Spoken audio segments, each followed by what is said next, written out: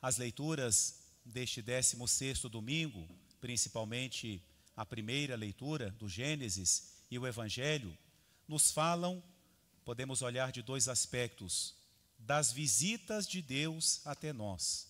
E olhando por outro aspecto, as leituras nos falam do acolhimento, do acolher a Deus que nos visita de muitas formas. As duas leituras separadas por séculos, a visita de Deus a Abraão e a visita de Jesus à casa dos três irmãos, Marta, Maria e Lázaro, nos transmitem, no fundo, uma mesma mensagem. Deus vem até nós e vem de muitas formas. Vamos começar pela primeira leitura. Abraão acolhe três pessoas, três homens que chegam à sua casa, e a palavra de Deus fala: Deus visitou Abraão. Ou seja, Deus veio naquelas pessoas. Isso já nos ensina que muitas vezes aqueles que batem a nossa porta, que passam pela nossa vida, pode ser Deus nos visitando, pode ser Deus batendo a nossa porta. Mas também, embora ainda não tinha sido revelado o mistério da Santíssima Trindade, essa passagem é uma espécie de um prenúncio, um aceno para este grande mistério que depois seria revelado. São três pessoas que visitam Abraão, mas Abraão fala com eles como se fosse uma única pessoa. Então Deus que visita Abraão. E onde que Abraão acolhe Deus na sua casa? A expressão nem está correta, porque ele não tinha casa. Onde que Abraão recebeu as pessoas? Debaixo de uma árvore. Interessante que a leitura frisa isso, né? Abraão recebeu os viajantes debaixo do carvalho de Mambré. Não era casa, Abraão não tinha casa, Abraão era nômade. Então isso já nos ensina, não é preciso ter uma mansão, não é preciso ter uma casa, no sentido físico, para poder acolher as pessoas. Mesmo debaixo daquela árvore, Abraão acolheu com toda a cortesia, com toda hospitalidade, aqueles três homens. E foi generoso, né? Foi lá, pediu para Sara assar uns pães, eram 3 pessoas, mandou fazer 3 pães. A gente sempre mostra a generosidade quando recebe alguém para uma refeição. Vem 5 pessoas, a gente faz para 20, para 40, não é? Não pode ser como dizem, né? Isso é história daquelas casas antigas que na cozinha tinha uma gaveta grande na mesa.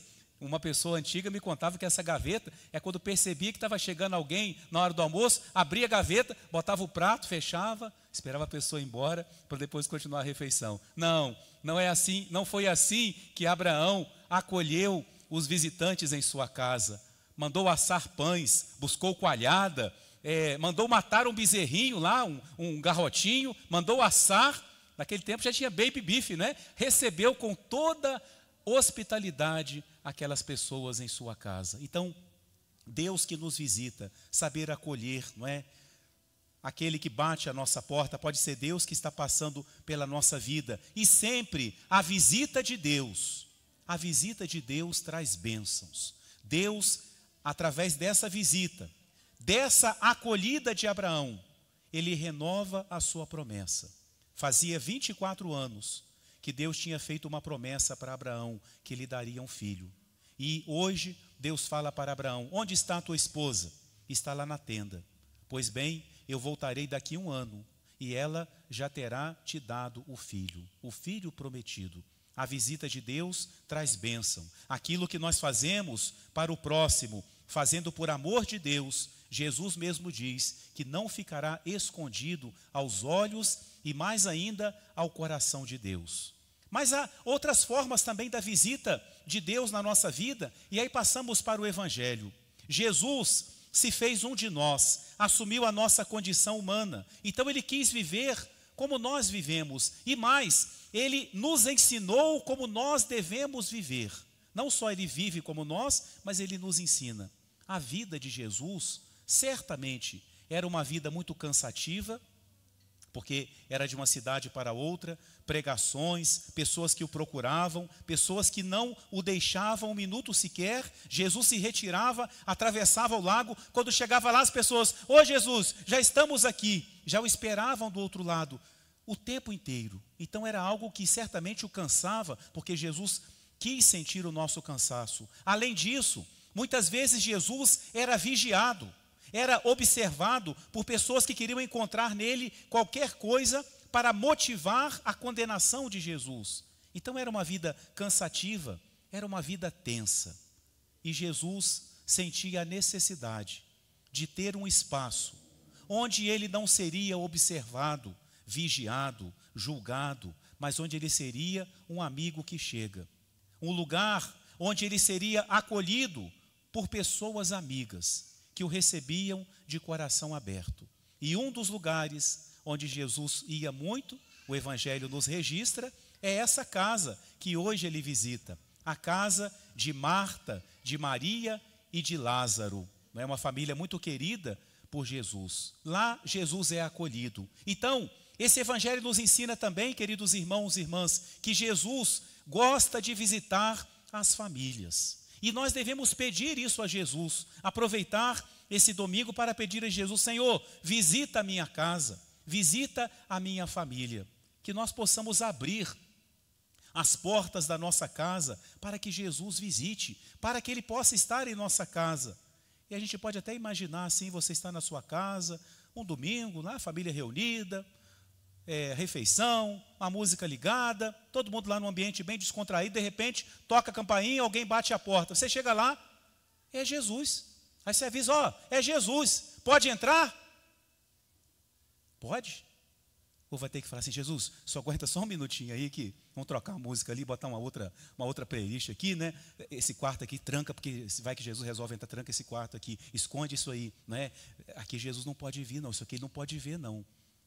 Ou será que a gente poderia falar: Jesus, pode entrar, a casa é do Senhor, visita todos os cômodos, visita cada cantinho. Talvez nem tudo que o Senhor vá ver seja como o Senhor gostaria, mas nós abrimos a nossa casa ao Senhor. Jesus não quer diretamente nos encontrar perfeitos, mas Ele quer encontrar-nos com o coração aberto, para que Ele possa nos transformar. Acolher Jesus, pedir a Jesus que, assim como Ele foi à casa desses 3 irmãos, que Ele visite a nossa casa. Não só a casa da nossa família, mas que Ele visite a nossa casa interior. Precisamos dessa visita de Jesus. Precisamos ter espaço aqui dentro para Jesus. E precisamos ter a coragem de deixar que Jesus visite a nossa vida. Talvez na nossa vida haja momentos, haja espaços que a gente preferia que Jesus não visse, mas Ele vê, Ele conhece, mas Ele conhece como um amigo, Ele conhece como um médico que quer e pode curar. Então, que Jesus visite a nossa vida. Tem aquela música tão bonita que fala isso, né? Vamos, Jesus, passear na minha vida. Precisamos que Jesus passe pela nossa vida, que Ele traga um significado novo a momentos que talvez até hoje não fizeram sentido, momentos de dor, de sofrimento, de feridas, que Jesus possa visitar também a casa da nossa vida, da nossa existência. Mas uma outra lição desse Evangelho: é preciso saber acolher Jesus. Não agora no sentido de se o que está na casa é bom ou não, é conveniente ou não. Não, não é isso. Se Jesus vem até a nossa casa, e Ele vem, se Jesus vem até o nosso interior, e Ele vem, é preciso saber estar com Jesus. E nesse sentido, o Evangelho nos mostra 2 atitudes. 2 irmãs, as 2 fazem coisas boas, mas uma precisava ter o equilíbrio com a outra. A primeira é Marta. Já deu para perceber quem é que mandava naquela casa, né?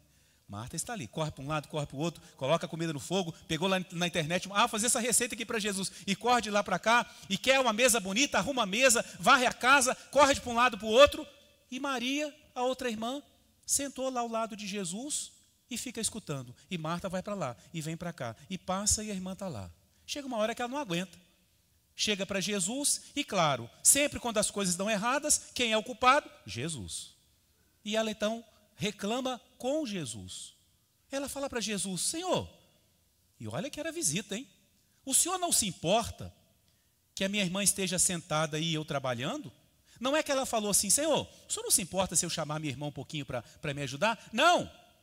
Ela se queixa com Jesus: o Senhor não está ligando não? O senhor não está vendo, não, que eu corro para lá e para cá e ela fica aí sentada conversando com o Senhor?